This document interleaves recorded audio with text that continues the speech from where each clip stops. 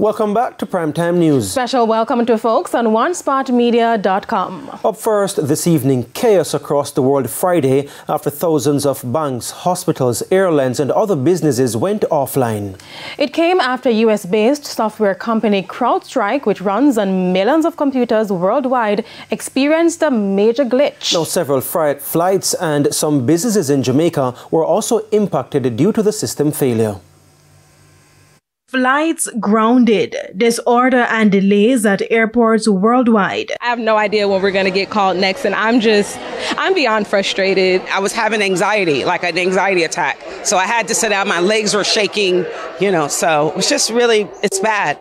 It's all caused by a technical glitch on an antivirus software called CrowdStrike Endpoint Detection and Response, mostly used by businesses to protect against viruses and other malicious attacks. Gavin Dennis is a local IT expert. CrowdStrike provides this software primarily used by business customers, and they had pushed a software update, and that software update was corrupted, and it caused a lot of the other customers who are using CrowdStrike to have their system become broken, Windows system specifically.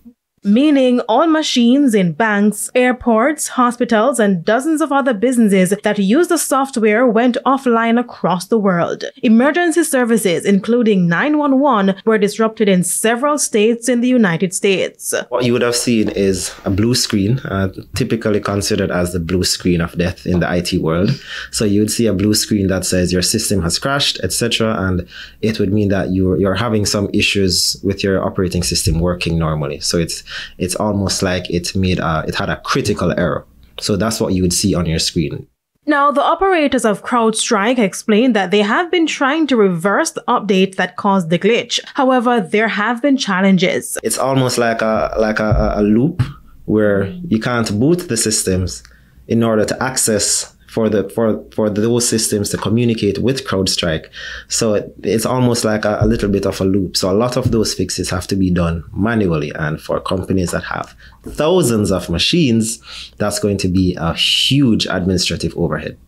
Locally, at least 5 flights were cancelled at both international airports, accompanied by several delays. As for businesses in the island, it happened in other jurisdictions hours before, so we had a bit of a warning period. With that said, we have heard a few cases. There's one company that was exporting some products, some perishables, and the flight got cancelled. That affected them.